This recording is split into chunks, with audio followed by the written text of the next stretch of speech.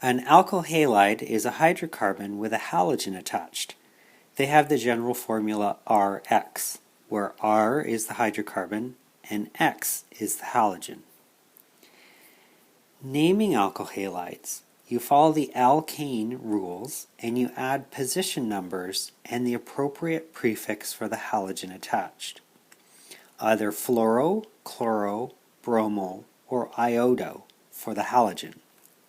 Here are some examples. The main chain for molecule A is the 5 carbons going horizontally across the screen. I have a chlorine attached partway through my chain.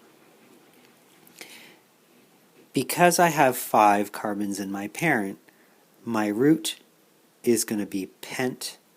They are all single bonded to each other, so my suffix will be ane.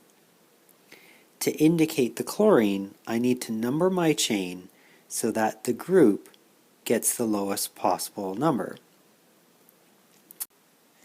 This gives me a chloro on carbon number 2. My final name is 2-chloropentane. Pause the video here and try to name molecule B.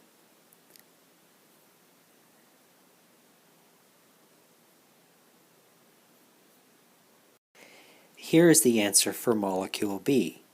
My main chain is 6 carbons and it includes a double bond.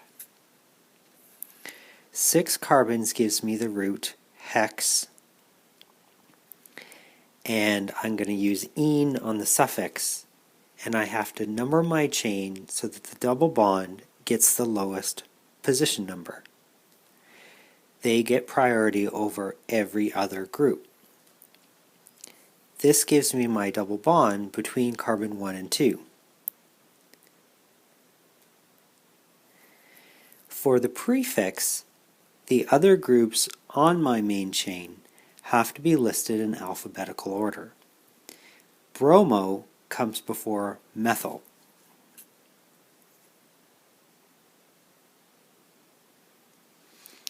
I have a 2-methyl and I have a bromo on carbon 1 and 3. So I use the molecular prefix di.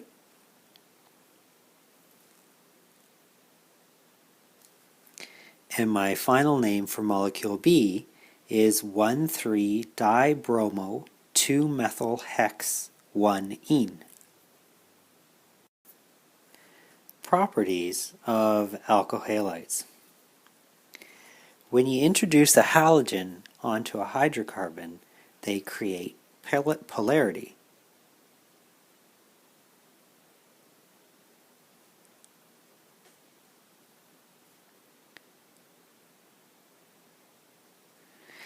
This allows alkyl halides to dipole-dipole attract,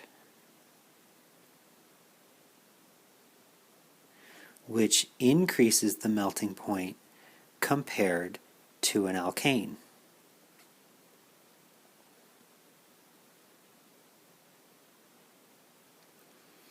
For solubility in water, the effect depends on which halogen you use. If a fluorine is attached, then your alkyl halide can accept hydrogen bonds from water.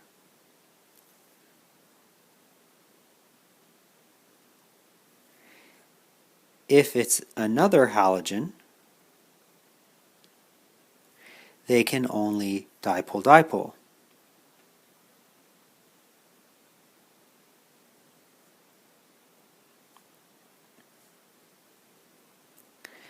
Both of these combinations increases the solubility of the compound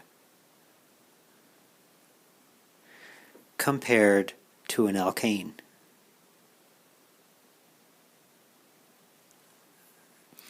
Other things you need to know about alkyl halides. In some books, they're known as haloalkanes. so watch out, you may come across that term. They're used as solvents and refrigerants and propellants. A refrigerant is a gas that keeps your fridge cool or works your air conditioner. A propellant is a molecule that's put in a spray can so you get an even stream coming out of the can and no clumps. In 1980, alkyl halide use was restricted due to the fact that some of them deplete the ozone layer. These are known as CFCs, or chlorofluorocarbons. An ether is a hydrocarbon containing an alkoxy functional group. They have the general formula ROR prime, where the first R represents the parent chain and the R prime represents the other carbons on the other side of the oxygen. The alkyl groups, the R and the R prime, do not need to be the same length. Naming an ether. The longest carbon chain attached to the oxygen will be your parent chain. You name the short carbon chain as an Alkoxy group. So you name it using the carbon prefix, then oxy instead of YL. So if you have one carbon attached, it will be a methoxy group. 2, a ethoxy group, instead of methyl groups and ethyl groups. Alkoxy groups take number priority over other alkyl groups, but not double and triple bonds. Here are some examples. My longest chain will be the 2 carbons on the left side of the oxygen. 2 carbons gives me the root eth, and because they are single bonded together, I will use the suffix -ane. To indicate that I have the alkoxy group, because it has 1 carbon attached, it will be a methoxy group.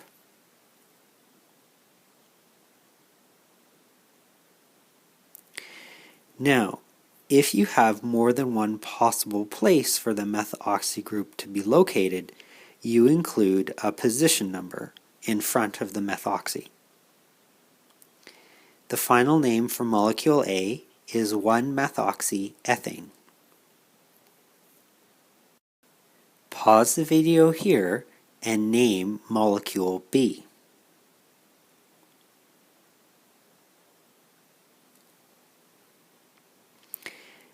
Here's the answer for molecule B. My longest consecutive chain of carbons attached to the oxygen is 3. That gives me the root name, prop, and because they are single bonded to each other, ane, as my suffix. I have a 2 carbon chain attached to the oxygen. It will be located on carbon number 2 of my main chain. Because there are 2 carbons attached to the oxygen, this gives me an ethoxy group on carbon number 2. So my molecule is named 2-ethoxypropane.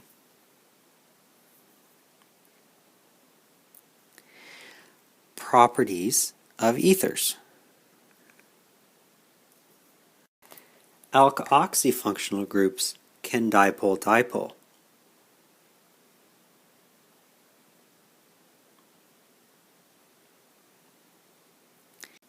This gives ethers higher melting points than alkanes.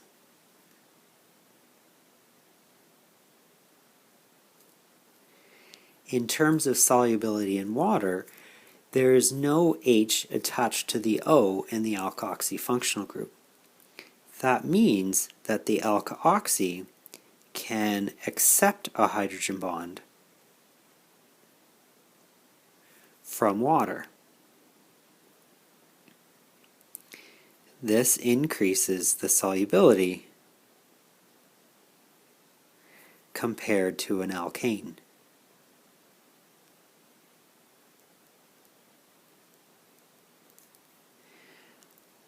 Other interesting things about ethers. Ethers are also extremely flammable, which means when you work with them in the lab, you use hot plates and not Bunsen burners to heat them.